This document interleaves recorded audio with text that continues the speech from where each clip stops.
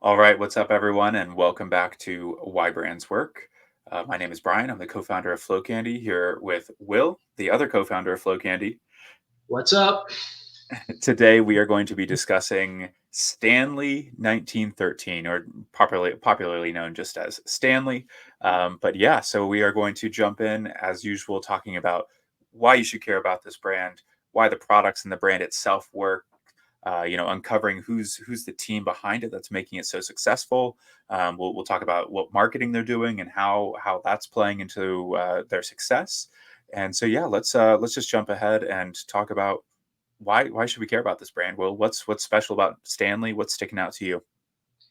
Yeah, a lot of things. I don't know where to begin. I will just say probably the most interesting thing to me about them is that they were a legacy brand.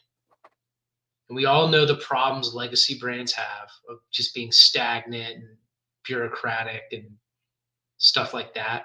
And they were totally able to transform and really become sort of like a D2C darling. I don't know if that's the right word, but yeah, I think that to me is like what's really cool about them Yeah. is their ability to pivot as a legacy brand.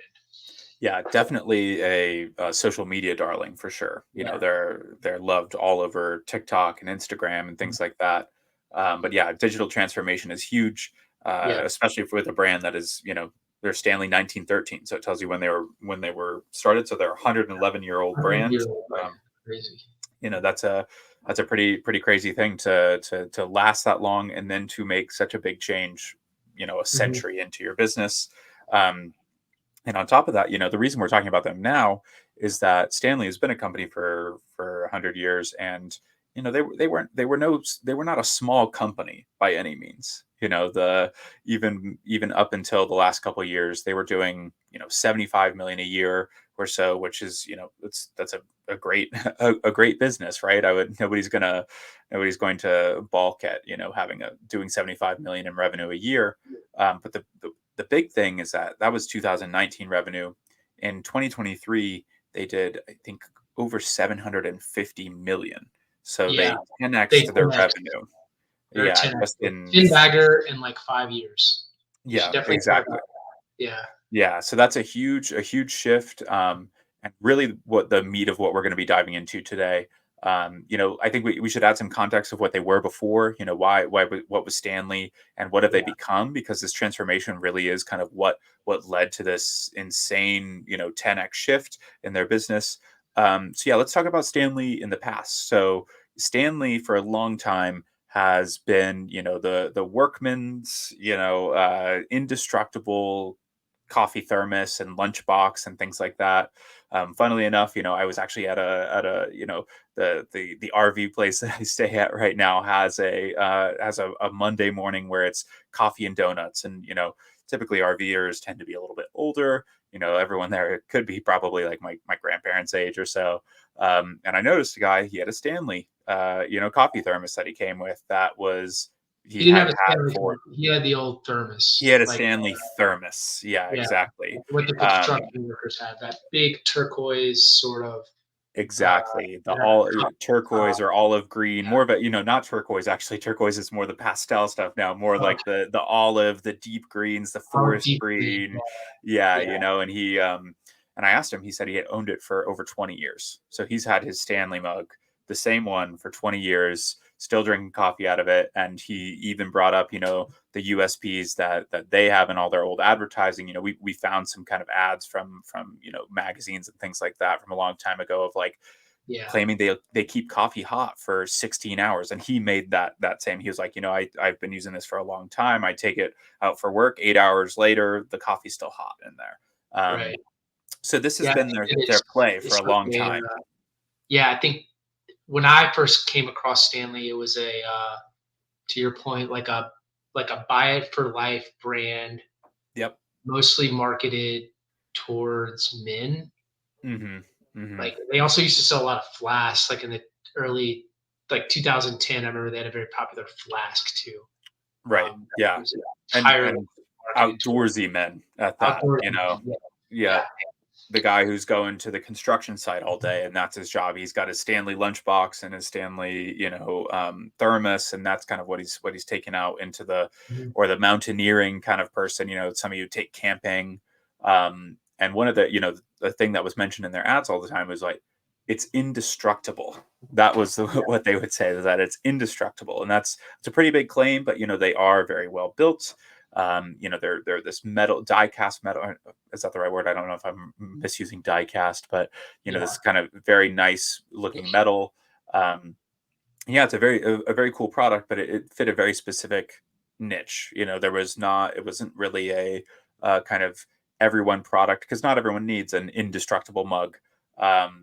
But this whole technology of like the vacuum sealed thing that keeps it so hot, it was actually invented by I can't remember what his Yeah. first name was, His but name was Stanley, William Stanley. William Stanley. So yeah, Bill, William Stanley, old Bill Stanley. old Will Stanley, as Yeah. we all He know and invented remember. the all vacuum bottle.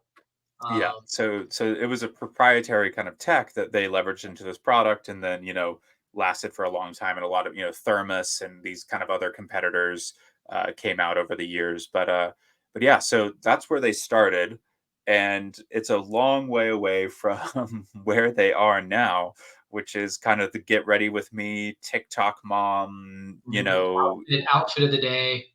My exactly.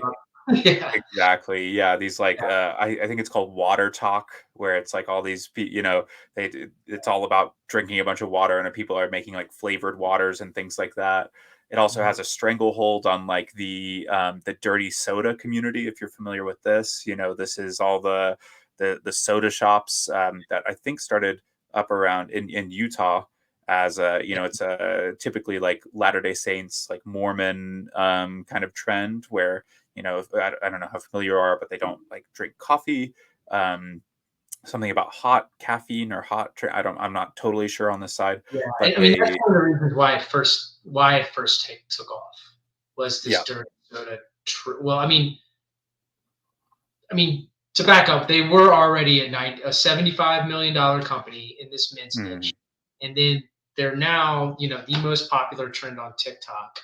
Hmm. Um, and but like I think we should probably, to your point, talk about this dirty soda trend and this what happened in Utah, Brian, that caused all of this Yeah. stuff to go Yeah. crazy. That's basically what I'm trying to get at here.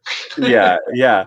I think, I don't know if it was necessarily Utah Yeah, itself that did yeah, this, but it can be it's the fun thing about Stanley is you can actually really track their history pretty easily. It's yeah. all very well documented. Um, Mhm. and what it started from is actually a blog called the Buy Bye, guy. Guide, or Bye, guy. it's not Yeah. necessarily a blog. They're an Instagram account that it was two sisters and their cousin. Mhm. They got together. They wanted to recommend products that they actually used. Their moms. They're buying stuff on Amazon and things like that, just keeping their households running. Um, there's a lot of unique challenges to being a parent, in terms of you're in the car all day, you're, in and out, you got a lot of dishes and things to clean up, and, you're chasing after your kids. So there's a lot of unique things that are needed. And Stanley had this product called the Quencher that came out, I think, in like 2014 or something like that. And the Quencher is what we all think of now as a Stanley Cup. Okay, so it's actually Yeah. called a Quencher. And the Buy Guide ladies loved this product, just absolutely loved it. It has a Yeah, it handle, was great at, like, being able to put it in the car, it you fits in know, the cup holder. wherever you're Exactly. cold. Yeah. It was easy to clean. Yeah. Um, and then there was they were using it for the dirty soda stuff that you were talking about, right? Yeah, I think that was definitely something that caught on. A lot of people are filling it with you got the Diet Coke people that are just like, I'm filling it up and that's my whole day of Diet Coke, right? Mhm. It has the same kind of technology where it keeps your drink cold for a really long time. And so, it was a hit among them. They gifted it to all their friends. On Instagram, people were just kind of buying it up wherever they could find it.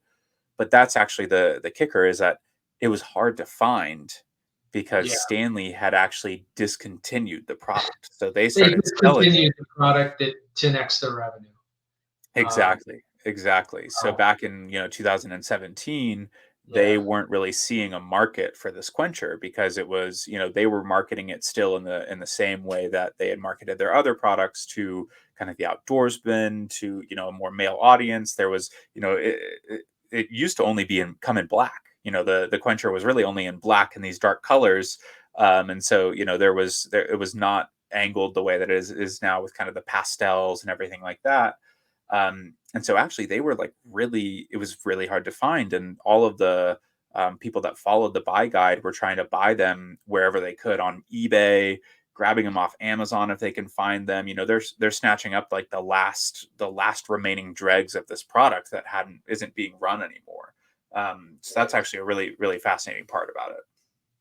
Yeah, I think that, you know, what's interesting to me about the whole genesis of this quencher trend was the buy guide, like these girls that Hmm. were sort of using it for this dirty soda stuff. And then I think that, I mean, there's a lot of cool background here, but I think that like what really happened was they sent it to a bachelorette or somebody on The Bachelor, right? Right. Yeah, yeah. They sent it to Yeah, like a kind of a social media famous yeah. influencer from her time on The Bachelor. So I think she was a contestant there. I think her Mhm. name was Emily Maynard or something like Emily that. Maynard, yeah. Emily Maynard. Okay, yeah. So Emily, sorry, I'm not up on my Bachelor history. I'm not a I am Bachelor. all up on my Bachelor history, Brian. I'm like the biggest Bachelor aficionado. So Really? I actually didn't know that. That's no, incredible. I'm Oh, joking. okay. I was like, wow, you really do learn something new every day. Yeah, Um, that could be a secret yeah, guilty pleasure of yours, though. Well, I wouldn't be yeah. that surprised. Probably.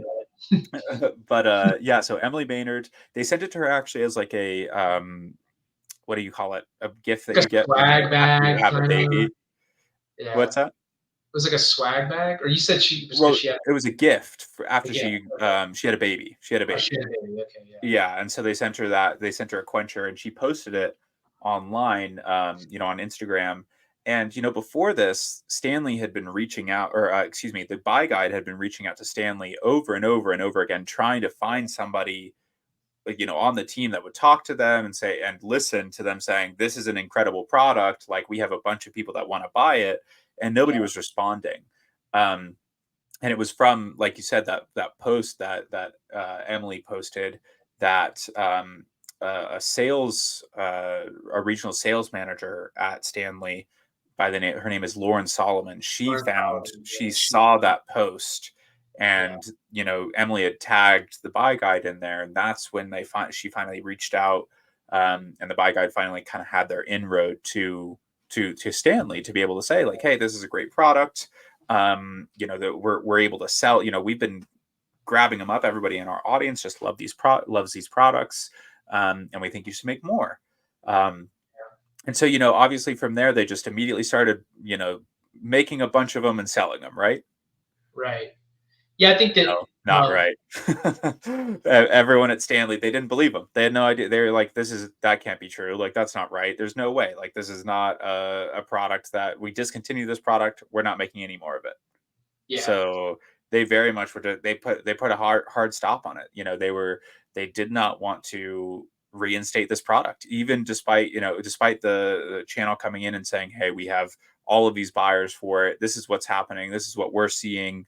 Um, something that I don't know if people really think about a lot of the time is when you're doing $75 million in revenue a year. You have huge retail penetration. You're selling in Dick's Sporting Goods and Target and things like that. Your inventory is planned, a year in advance.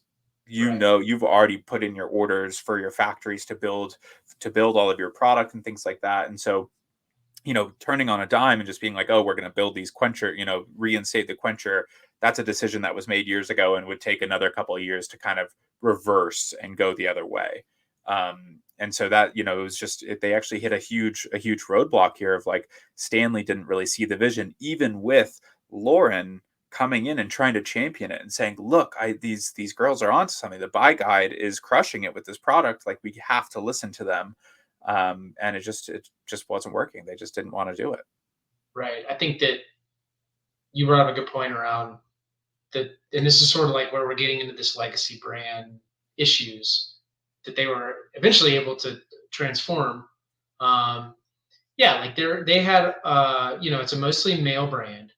Hmm. I'm sure the leadership team was mostly male, and Hmm.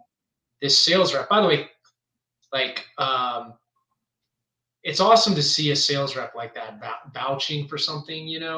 Hmm. We've worked into some legacy brands or some that have not digitally transformed like Stanley has, and yeah, like the team, like we're starting to get into like why this team is so good, or the early stages of the team that sort of was able to lay the groundwork for this transition for Stanley. But Yeah. but yeah, I think that the fact that they would not. I mean, I can kind of see why, based off your point, they might not want to um, invest that much money into inventory of a product that they just discontinued, just because this one person on social media tweeted or I guess put out like a post about it. I guess that I kind of have to empathize with them a little bit. This was like what, 2019, 18, 17. Yeah. 17. Okay. Um, this like now it would be like a no brainer, but this was sort of right when Instagram kind of was acquired by Facebook 2015, 14 maybe. Hmm. Hmm. Started to get some traction. So we're so early days there. Um, And but yeah, influencer marketing is not really a known strategy as much yet, yeah, it was more of like a guerrilla marketing thing back then. Right, Now exactly. It it's like was a full blown channel for a lot of right. brands. Right. Yeah, Everybody knows what's going on there. Like if you're in marketing at all, you know exactly. If you're in business, you know that yeah, influencers, content, and we weren't talking as much about like the attention economy back then. yeah, It wasn't about how everything needs to be entertainment now to like draw attention to your products. And so yeah, there was it. I understand it's very much something you can empathize with. Like it's not something that you can really see a direct path to the ROI there. yeah, Um, and so it took a lot of work there, but Lauren did get them something, which was she got them access to wholesale orders. yeah. So they put in a wholesale order for how many did they first order? I think it was 5,000 cups. Okay, so the buy guide orders 5,000 cups uh, Hmm. of their own money. You Hmm. know, so let me just napkin math this. This is probably like let's just be a Stanley Cup costs $45, right? Yeah. Let's just say it's $35 back then. Yeah. Wholesale prices are let's just say $15. Yeah.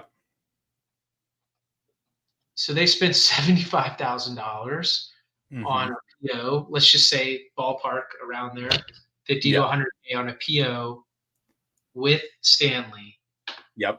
and they sold that out in 5 days, Yeah. right? Exactly. Crazy. 5 days. They Yeah, post it out to their followers, and they sell them directly to their followers in 5 days. yeah. um so you And would then think they that placed Stanley starts paying attention, right? no, they had to place No. another order. They had to do it Another again. order. This time it's sold out in an hour Yeah, though. yeah. So Wow. 10,000 cups that they sell out in 5 days in an hour, basically. Yeah, And this is finally when still the execs aren't just like, okay, start making it happen, but Lauren really, really sees it and flies them out to the outdoor retailer conference. yeah, Um, and so this is 2019 now ish. yeah, So it's 2019. They come out to the outdoor retailer conference, and they are meeting with not just the Stanley execs but the parent company execs as well, yeah. and are meeting people. And they finally, they chat with the CEO of, I believe it's PMI that PMI, owns they're owned by the PMI. yeah, the parent company. And so PMI, the CEO there, he actually has 7 daughters. So he can see the vision. He's like, oh wait, I understand that world a little bit. Yeah, I see how big Instagram is right now and how content is going to like own the attention of this next like generation of consumers. Um, and so he's the one that really starts to like finally hear what is going on. And then from there, they're able to kind of set this plan in motion and start developing the product a little bit more, start understanding, that there are some other pieces to the puzzle that they're missing as well, because Stanley is not exactly equipped to tackle this market, both from a like a product place, a product design standpoint in terms of it only comes in black, all the way to their e-commerce platform was pretty legacy at this point. They're not really selling D2C. Retail is more of their channel. And so this is really what starts moving everything into the direction of, okay, now let's really tackle this product and start to put something out that is going to be a little bit more it's going to give us access to this new market and the new products. Yeah. Okay, so a lot to unpack there. So they they basically the girls they meet the CEO. They're now on this new path with Hmm. with this whole like influencer marketing, content marketing path. Like they still have a bunch of legacy systems though, like you just flagged. Yeah. Um, and yeah, so I mean, like I'm curious, like what do you it's like how do you and this is where like why this brand matters to me. This is really the essence of it. Like how do you just transition from, we're mostly targeting rugged men with green and black thermoses or whatever to, you know, I mean, I don't know the exact, I guess it's mostly younger women, Yeah. with like I'd say pastel. it's like younger moms, Yeah. moms in general, and then it kind of bleeds over into their kids as well. Yeah. So I know there's a lot of like it's a big hit in like the college world, as well. I'm in Tucson right now, and so I went to U of A here, so we've spent some time like walking around U of A and stuff, and every third girl is carrying a Stanley Cup. Yeah. So it's got a lot of market penetration there. Um, they're all in the pastel colors. There's U of A branded ones in the bookstore itself, and so there's a lot of it really I think is it's mostly women and really the TikTok, Instagram kind of people that are really buying this product now. I mean, it's so popular right now on TikTok. I've seen people make mock videos of it. They'll get like an old crystal water gallon jug. You seen Yeah, that? yeah, yeah, Right. yeah, yeah. And then my girlfriend with her Stanley Cup or something, Right, you right, know? or the guy who's walking in and he's literally pulling their trash can, like their outside trash Yeah. can, and it has like a broom in it to look like the straw, and it's like my girlfriend with her Stanley Cup. Yeah, there's been a lot of parodies of this kind of thing just because it's so prominent now. They are very big. The Stanleys are huge. Sometimes I look, it's 40 ounces. That's like going, that's like a big gulp size thing that you would get at, QT or Loves or whatever, like trucker sized cup. Um, and so, Yeah, it's they're almost literally. yeah, yeah. Um, and so, yeah, it's there is a big transformation that needs to be made here. And this is the other point of genius that that I think really like Stanley nailed. Obviously, the buy guide and Lauren did so much of the legwork. They had a ton of the vision to get this Stanley moving in the right direction. Um, and then the next kind of master stroke here and what you are able to do when you're already a $75 million company and see an opportunity like this is they went out and hired the exact person, the exact exec that you need to kind of complete this transformation. Yeah, um, like and so that Terrence. exactly. Terrence Yeah, Riley. So Terrence Riley, he was the CMO at Crocs. And he transformed them from, he was there for 7 years. And in that 7 year period, it went from, these are, dumb shoes that, nobody really wears. Who actually yeah, buys these? It's mostly like 5 year olds, that wear them around and stuff like that. To now they're like, in the New York fashion show and that kind of yeah. thing. Yeah, Terrence was the one who saw that Post Malone was wearing Crocs, or Mhm. somebody on his team saw Yeah, it, and then he was able to, like, quickly jump on that opportunity, and exactly. they launched their own like Post Malone launched his own drop of Crocs, Yeah. and then that just fueled all this other celebrity. Like I have Justin Bieber and all these other celebrities wearing Crocs. Right, exactly. So yeah, you have the perfect storm now of like Yeah, a product that is super dialed in for this market. You yeah, have the Instagram and TikTok kind of get ready with me, like outfit of the day type stuff that mhm, is hitting already with this product. You have influencer marketing really coming in terms of like finding the right kind of people to back your product, the ones that actually love it. And yeah. so Terrence is able to just like take this brand and start throwing fuel on the fire for lack of for to use that trope, right? And I think that um this is where kind of you were kind of going to that point a little bit. I think you were. I think this is where they like being the legacy brand that they were actually was an advantage for them in this instance. 100%, Yeah, because nobody else can you can't afford to just go hire Terrence. Like there's yeah. nobody, there's not any kind of challenger brand or anything Or like just that. the vision, like, oh, like we need like what's really holding us back right now is somebody on our org chart, like a key personnel Right. person. And it's like I feel like a lot of startups or like fast growing brands, Shopify brands that are kind of new, they're not thinking like this. They're not that organized. And I think when you're a legacy brand and you have a lot of experience hiring, um, and understanding people and HR and org charts, and Yep. have like a very embedded leadership team with like probably VPs and stuff. Like they Hmm. were able to see that this was the puzzle piece missing, and they were Right. able to move fast on it. Well, I mean, think about it. It's like how many CEOs has a startup has had? One most of the time, Yeah, right? It's like the founder becomes a CEO, even if they've been a business for 10 years.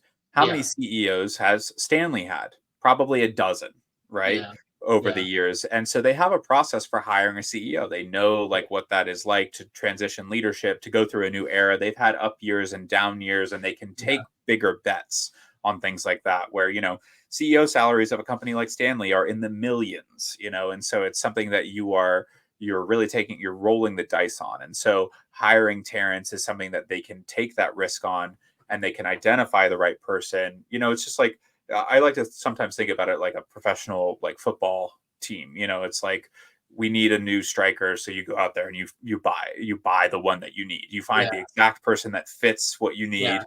You go and get them. You bring them in because they fit the system that you want to play, So right? they basically Um, got Cristiano Ronaldo of the yeah, market. yeah, exactly. There's probably 2 or 3 people out there Yeah, that really have the experience of how to do this like digital transformation from a legacy brand using the yeah, newer like influencer marketing and like mhm, TikTok and social media and things like that to just like take this to the next level. And it arguably, I think like there's probably no better person than Terrence. He's probably the number one. Like you said, he's the Cristiano Ronaldo. yeah, Sorry, he's the Messi of this yeah. of this situation. I think yeah, Cristiano I Ronaldo think would be the second. that's a good point because one, he's obviously has the track record, but I think that I don't know if you qualify Crocs as a legacy brand because they've been around They've been around for for a while. I mean, he it's been revived. He revived a brand, he revived a brand, yeah, Yeah, and he helped them move into a new era. yeah, Um, and Crocs had resources as well. right. Terrence was not, he wasn't like a fresh, person that Crocs hired. He already had experience even there. So, Yeah, it's not like he's just coming off of a big win, like we see with a lot of, ecom brand founders, they get a big win one place, and then the second one is really where they take off. yeah, But this is somebody who's done this over and over again. Um, and so yeah, so let's talk a little bit about the marketing. So we know the product is ripe. They have a really good product. It's hitting a lot of pain points for these moms. The team has finally identified it. The execs are bought in. We have Terrence in place now. And so let's talk a little bit about, because he's really open about his playbook. You kind of mentioned the Post Malone stuff, but there are mhm, some other things that I think are really really important to him, that we kind of saw with Crocs, and then we're definitely seeing with Stanley. And so, what stands out to you of the stuff that we've kind of talked about this before, but what do you think are the highlights in terms of Terrence's playbook that he brought to Stanley that really helped them? Because this is when the 10x growth started.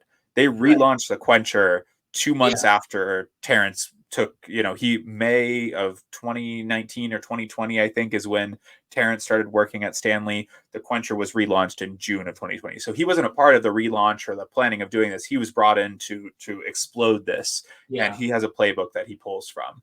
And so, what stands out for you for that? For that? Well, we talked about just the organic influencers, like finding the macro level huge influencers like he did with Right. Crocs. That Uh, already love your brand. they already love That's the most important part about it. It wasn't like he sent Post Malone Crocs. yeah, He saw Post Malone wearing Crocs, yeah, and that's something that they did with Stanley as well. I think there were a few. I think it was like Reese Witherspoon, perhaps. No, maybe maybe, not Reese. yeah, I can't remember who it was, but they saw, there were multiple occasions of them in the wild seeing people using a Stanley, and he jumps on those opportunities. It's a very quick reach out to them. How do we do some sort of partnership that we're yeah. able to Yeah, organically create this? he does a collab with them, like a big Hmm. macro influencer, and then they cap the supply. They're really use scarcity. Did it with Crocs and just repeated the same playbook at Stanley. Yeah, yeah. This is something that you see so much more often in like the apparel and fashion industry. It makes sense for Crocs, especially.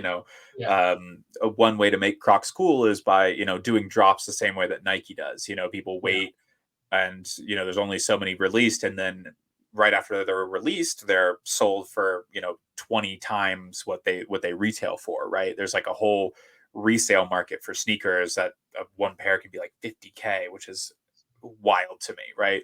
yeah, um, when they sold for $400. And so he kind of took that playbook from fashion, from sneakers, and applied it both to Crocs and then to Stanley. I don't know, did you see that video of the people in Target for the yeah. for the People like riot to get these things in Target. Yeah, Yeah, it's like, it feels like the old Black Friday days. We don't have the Black Friday kind of like stampedes anymore because of all the online shopping that's happening, but it looks like a Black Friday stampede to yeah, get these, like, I think it was a limited edition, like Valentine's cup in a partnership with Starbucks. So yeah. that's huge. That shows you how many layers he's playing the game right here. There's a So, lot there. There's a joint venture with Starbucks yep, that probably doubled their impressions of this promotion. exactly. Right, The supply is capped, right, so there's like only a limited run, right. and And it's a um, holiday version on top yeah, of that. So it's like yeah, you have it just at a certain seasonality, like point of the year where it's for a certain thing. So that's like if you can get your girlfriend, wife, etc., who's obsessed with Stanley, the Valentine's Day version, you just crushed Valentine's Day that yeah. year. And so there's videos of Target, people running over each People are like other at the beginning of the camping day. outside Target with their daughter or even their Right, wife. right. Crazy, to To get get these. these. Yeah, another one that was big because we're filming this in March 2024. We were just like Lunar New Year was um, Right. Yep. about a month ago, I guess, and they did a special one for Hmm. that as well. Probably didn't sell as well as the Starbucks one, but I mean, still, like they're doing this across a lot of their product launches. They really are. Yeah. It's very interesting to see. They're very much a global brand now as well. I think that's why they hit the Lunar New Year stuff. They've got Mhm. a lot of impressions across the world, not just within the US. So Yeah, that's pretty cool to see as well. yeah, I think Um, that's interesting. You brought up like they're doing like 5, 10, maybe even more million visits a month on just their D2C site. But mhm. then they have a bunch of international sites. The Brazil site alone was getting like 5 million visitors. Yeah. Yeah. I mean, they are like to your point, it's global. Right. Right. Not No, just there's like American college girls and moms now. no, it's true. It's true. And so there's another piece of this as well that I think is really interesting. Um, and we'll talk about another advantage of the legacy brand stuff Yeah. is that Stanley already had a ton of retail penetration. right? So Yeah. they're in Dick's Sporting Goods, they're in Target, they have those relationships already. Um, but what they were then able to leverage that into is now it's a popular brand and they're not at the bottom of the shelf, in the kind of camping section anymore. They have their own entire shelves. Yeah. They're the end cap products now. And so they're able to very quickly graduate to the more, kind of prime real estate of these retail locations. Which is not an advantage that a lot of other brands have, doing No. research into like the beverage space or anything in F&B or whatever.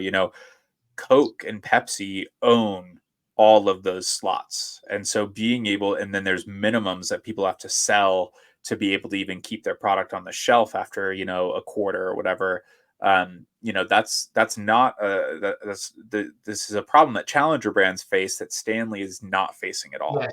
They are able to just immediately plug in, talk to Yeah. their rep. Look, we are now the biggest thing in possible. We want this entire aisle, like we want Yeah.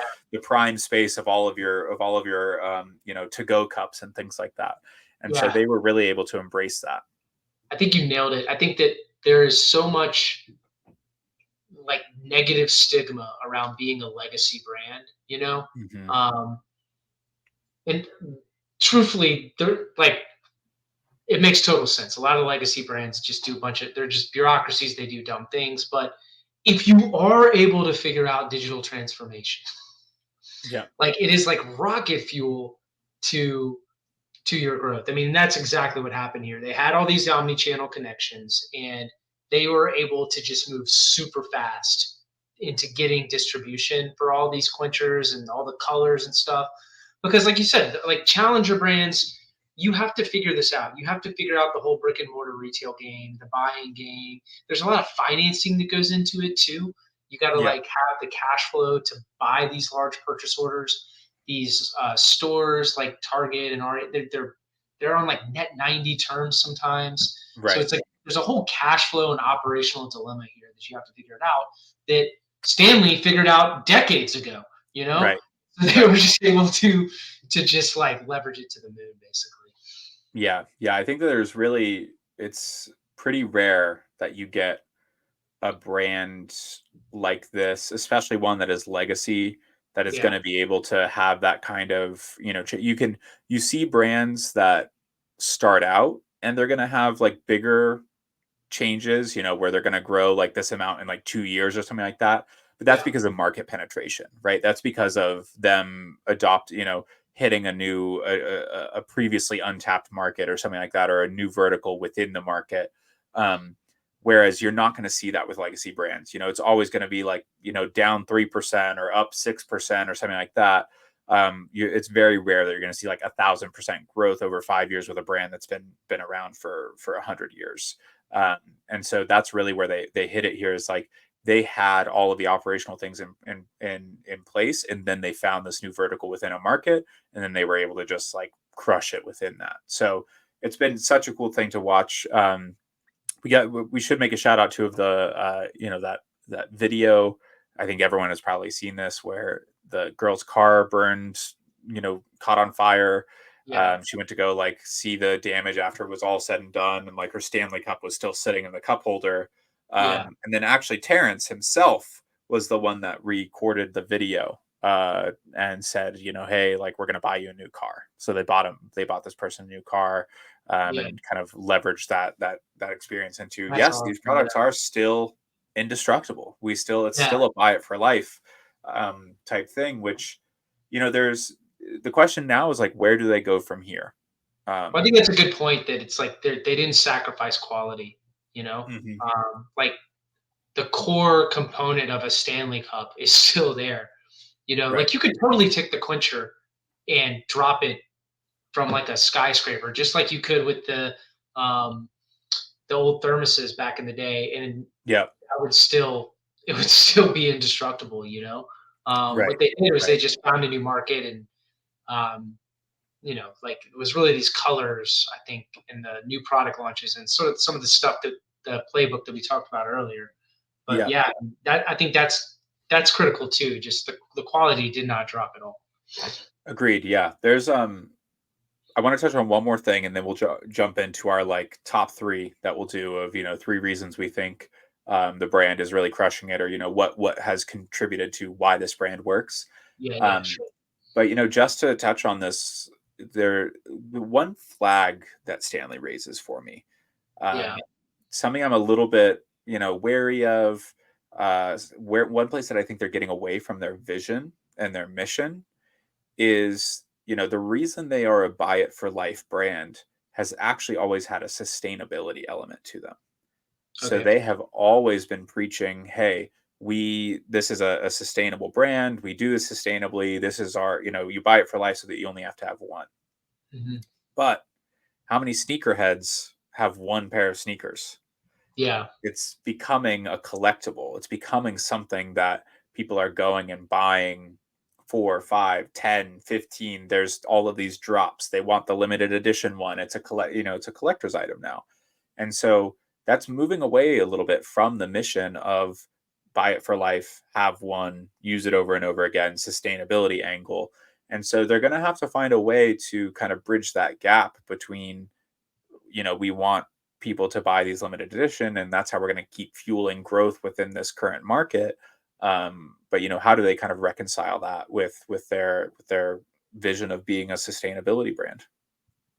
Yeah. I don't know. I mean, my experience with missions is they change. So, Mhm. um, and I guess probably my experience with companies is in business is money talks. Yeah.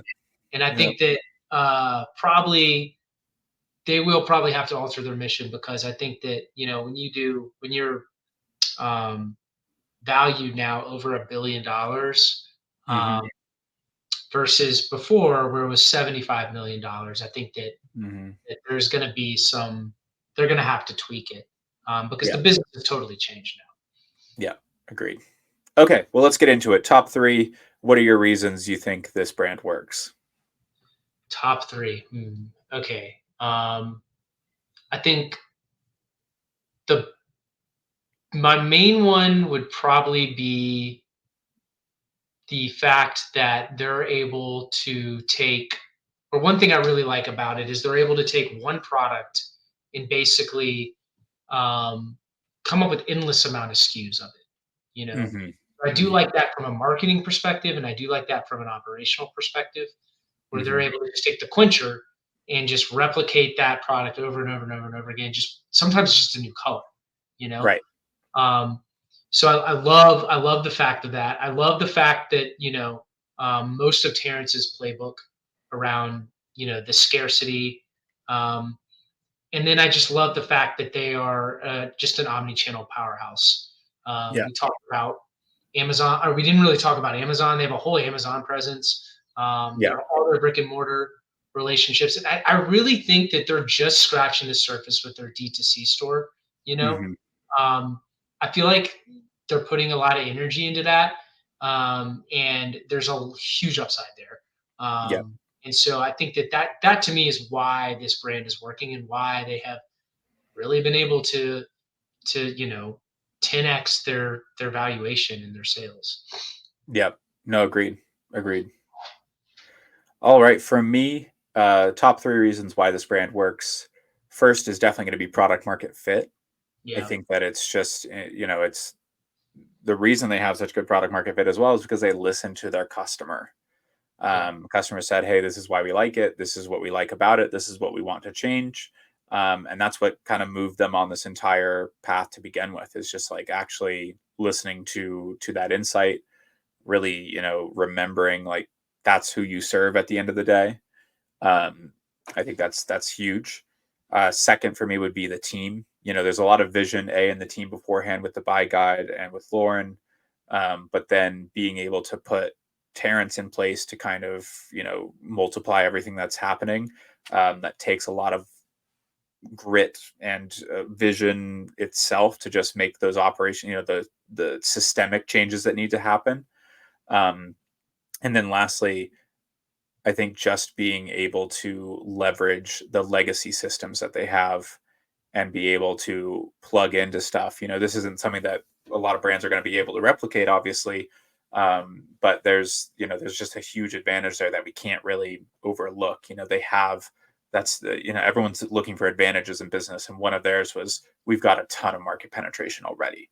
Yeah. Even though it might not be the right market, we have the relationships to really make this, pop off as soon as we hit it. So Yeah. yeah, with that, that is why we think that Stanley works.